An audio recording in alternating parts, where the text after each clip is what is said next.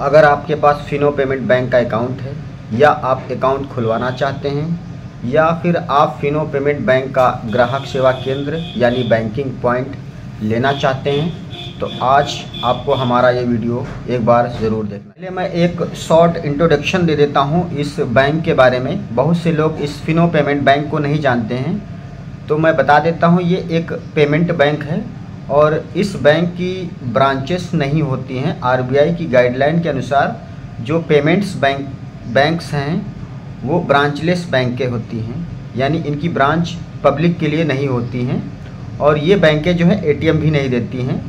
और इस प्रकार की जो बैंकें हैं वो इंडिया में जो 2-4-6 गिनी चुनी बैंकें ही हैं। जैसे आप एयरटेल पेमेंट बैंक का नाम सुना होगा, जियो पेमेंट बैंक का नाम सुना होगा और एनएसडीएल पेमेंट बैंक का नाम सुना होगा और एक हमारी बैंक थी पेटीएम पेमेंट बैंक जो कि अब बंद हो चुकी है। ठीक वैसे ही हमारी जो है एक ये फिनो पेमेंट बैंक है। तो इस फिनो पेमेंट बैंक की जो है ना ब्रांच है और ना ये बैंक जो है आरबीआई की गाइडलाइन के अनुसार अपने ग्राहकों को पासबुक जारी करती है। लेकिन अभी रिसेंटली कुछ वर्षों में इस बैंक ने जो है कुछ ब्रांचेस खोली हैं, कुछ बड़े शहरों में ब्रांचेस खोली हैं और अब ग्राहकों को जो है पासबुक देना भी इसने जारी कर दिया है।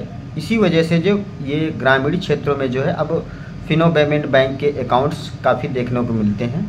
तो अगर आप भी फिनो पेमेंट बैंक में अकाउंट खुलवाना चाहते हैं या इसका बैंकिंग पॉइंट लेना चाहते हैं तो मैं आपको थोड़ा इसके बारे में बता देता हूं, क्योंकि मैं 2019 फिनो पेमेंट बैंक का ग्राहक सेवा केंद्र यानी बैंकिंग पॉइंट चला रहा हूं। तो मैं अपनी समस्याएं बता देता हूं कि अगर आप ग्राहक सेवा केंद्र फिनो पेमेंट बैंक का लेना चाहते हैं या आपके पास अकाउंट है तो आपको किन किन दिक्कतों का सामना करना पड़ सकता है। तो मैं वही सब चीज़ें बताने के लिए आज का हमने ये वीडियो बनाया है। फिनो पेमेंट बैंक अकाउंट खुलवाने के बाद या जिनके पास है उनको क्या क्या दिक्कतें आ सकती हैं। तो सबसे पहले दिक्कत तो ये आती है कि जैसे आपने फिनो पेमेंट बैंक में अकाउंट खुलवा लिया और बैंक का अकाउंट जो है वो पूरी तरह से मोबाइल नंबर से ही ऑपरेट होता है। यानी अगर आपने काफ़ी दिनों से अपने बैंक में कोई लेन देन नहीं किया है तो वो अकाउंट फ्रीज हो जाता है, यानी वो इनएक्टिव हो जाता है। तो उसको एक्टिव करने के लिए दोबारा री-केवाईसी करनी पड़ती है। री-केवाईसी करने के लिए क्या है कि आप आधार से फिंगर लगा के अपना दोबारा से केवाईसी करेंगे और आपके आधार रजिस्टर नहीं बल्कि अकाउंट में जो आपने फ़ोन नंबर दिया है उस नंबर पे ओटीपी जाती है। तो बहुत बार ऐसा होता है कि कस्टमर ने अकाउंट खुलवा लिया, उसका मोबाइल नंबर खो गया और उसने काफ़ी दिनों से अपनी बैंक में ट्रांजैक्शन नहीं किया है तो उसका अकाउंट जो है फ्रीज हो जाता है, इनएक्टिव हो जाता है। और अब वो कस्टमर हमारे पास आता है कि भाई मेरे अकाउंट में तो इतना पैसा पड़ा हुआ है, वो ना निकल रहा है ना उसमें जमा हो पा रहा है। जमा तो हो जाता है लेकिन निकल नहीं पा रहा है। तो अब मैं उसकी केवाईसी करता हूं तो पता चलता है ओटीपी कहीं दूसरी जगह पे जा रही है और अब मोबाइल नंबर भी चेंज नहीं हो पाएगा क्योंकि खाता ऑलरेडी इनएक्टिव है। उसको एक्टिव करने के लिए सबसे पहले केवाईसी करना होगा। केवाईसी करने के लिए सबसे लास्ट में ओटीपी आती है। अब ओटीपी मिल नहीं पाती तो ना केवाईसी हो पाती है और ना ही उसका अकाउंट दोबारा चालू हो जाता है। तो सबसे पहली समस्या तो यही है कि अगर आप फिनो पेमेंट बैंक में अकाउंट खुलवाते हैं तो आपने जो अपना मोबाइल नंबर रजिस्टर करवाया है उसको बिल्कुल भी खोने मत दीजिए। अगर खो भी जाता है तो उसको तुरंत से निकलवा लीजिए। दूसरी समस्या ये आती है कि बैंक जो है अपने खाता धारक के ट्रांजैक्शंस पे नज़र रखती है। अगर बैंक को ज़रा सा भी लगता है कि इस अकाउंट में कोई सस्पिशियस ट्रांजैक्शन हुआ है तो वो तुरंत ही आपके अकाउंट को फ्रीज कर देगी। वो फिर आपके खाते में चाहे कितना भी पैसा हो वो आपका अकाउंट फ्रीज कर देगी। और अनफ्रीज करवाने के लिए जो बैंक से जुड़े अधिकारी हैं वो आपको इतने इतने डॉक्यूमेंट बताएंगे कि आप वो दे नहीं पाओगे तो आपका अकाउंट जो है अनफ्रीज नहीं हो पाएगा, दोबारा चालू नहीं हो पाएगा।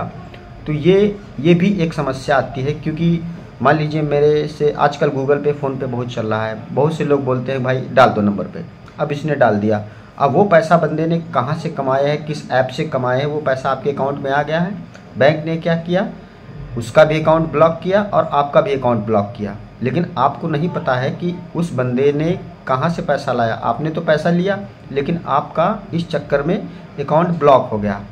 अब बैंक अधिकारी से जब आप बात करेंगे तो आपसे कहा जाएगा कि जिस बंदे ने आपको पैसा भेजा है उसकी बैंक का स्टेटमेंट चाहिए।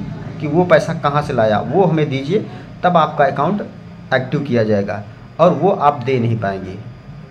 तो कहने का मतलब है कि अगर आपका अकाउंट एक बार फ्रीज हो जाता है तो दोबारा से आप उसको एक्टिव नहीं करा पाएंगे।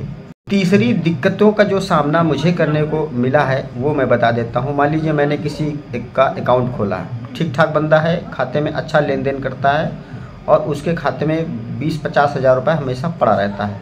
दुर्भाग्यवश उसकी डेथ हो जाती है किसी कारण से। अब उसके अकाउंट से पैसा कैसा निकालना है, उसके नॉमिनी के अकाउंट में कैसे ट्रांसफ़र करना है, इसका कोई प्रोसेस ही हम लोगों को नहीं दिया गया है। ये जो सारा प्रोसेस होना है वो ऊपर के अधिकारियों द्वारा होना है, और अधिकारी लोग जब हम लोगों की नहीं सुनते हैं, जो बैंकिंग पॉइंट चलाते हैं, तो खाता धारक की क्या ही सुनेंगे।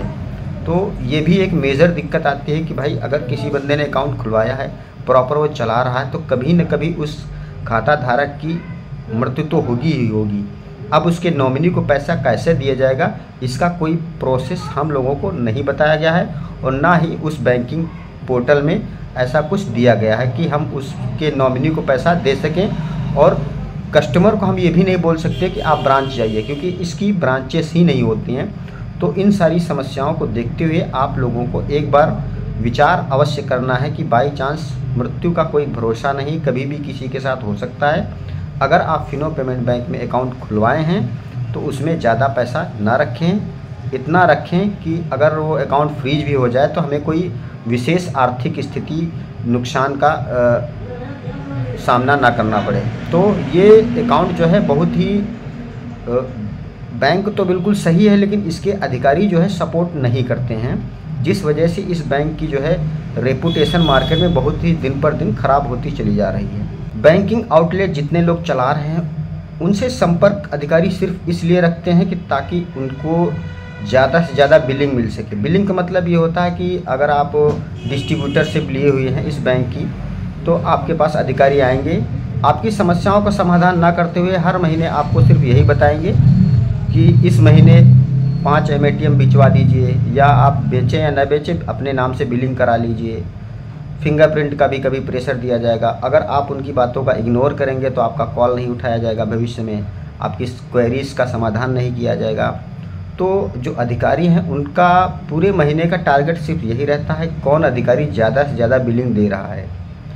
पब्लिक के बीच बैंक की क्या रेपुटेशन है, किसकी क्या क्वेरी है, उनका समाधान करना उनकी उच्च प्राथमिकता नहीं है, बल्कि उनका मुख्य मकसद यही है कि ज़्यादा से ज़्यादा वो लोग बिलिंग कराएं, ज़्यादा से ज़्यादा कमीशन कमाएं, बस।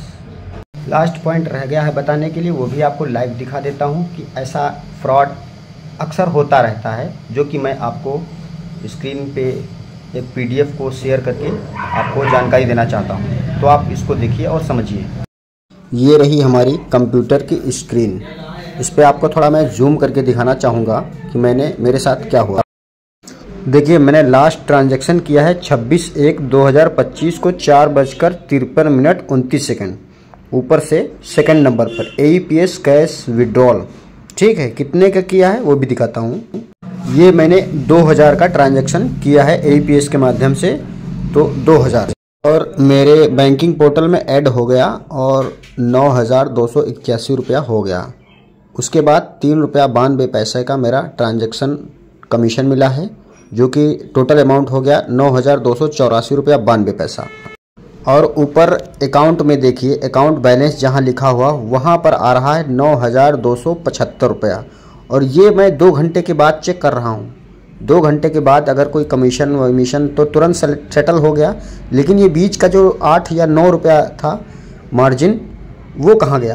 क्योंकि मैंने जब ट्रांजैक्शन किया कमीशन भी आ गया तो 9,292 रुपया, लेकिन हमारे BC पोर्टल के अकाउंट में कितना आया? 9,275 रुपया। तो ये ट्रांजैक्शन का जो गैप है वो कहाँ गया? 10 रुपये आखिर मेरे कहाँ चले गए? ये तो एक छोटा सा अमाउंट है, 10 ही रुपये का गैप हमें दिखाई पड़ रहा है, लेकिन ऐसा मैंने बहुत बार नोटिस किया है। कभी 500 का, कभी 1000 का, ऐसा गैप बहुत बार हुआ है। ऐसा मेरा पैसा गैप होता रहा है, काफ़ी बार हुआ है, और इसका कोई संतुष्टिपूर्वक उत्तर मुझे अधिकारियों की तरफ से नहीं मिला है। क्योंकि कभी मैं ध्यान दे देता हूँ, ऐसे अनजाने में जब मैंने बहुत बार ध्यान नहीं दिया होगा, पता नहीं कितना पैसा मेरे साथ ऐसा पोर्टल से गायब हुआ है। तो ऐसी दिक्कतें हमें फिनो पेमेंट बैंक में काम करते हुए आती रहती हैं और इन्हीं सब दिक्कतों की वजह से मैंने डिसाइड किया है कि अब आगे से फिनो पेमेंट बैंक को बाय बाय, अब और ज़्यादा इसमें काम नहीं करना है, क्योंकि ये एक ट्रैप बनता चला जा रहा है। मैं इसमें जितने ज़्यादा हमारे पास अकाउंट होते जा रहे हैं उतना ही मैं उसमें फंसता जा रहा हूँ। तो मैंने अब डिसाइड कर लिया है कि अब आगे से कोई नया खाता नहीं खोलना है। जिन लोगों के खाते मैंने खोल दिए हैं उनको बता देना है और उनके अकाउंट जल्दी से जल्दी क्लोज़ करा के अपना ये सारा काम क्लोज़ करा देते हैं। तो उम्मीद करता हूँ आज का वीडियो आपको पसंद आया होगा। तो हमारे चैनल पे अगर आप पहली बार आए हैं तो कृपया चैनल को सब्सक्राइब कर दीजिए और वीडियो अच्छा लगा हो तो लाइक कर दीजिए और अन्य लोगों को भी शेयर कर दीजिए ताकि ये वीडियो जल्दी से जल्दी वो लोग देख लें और फिनो पेमेंट बैंक में अगर अकाउंट खुलवाना चाहते हैं तो उनकी राय बदल जाए। तो मिलते हैं एक नए वीडियो के साथ, तब तक के लिए जय हिंद, नमस्कार।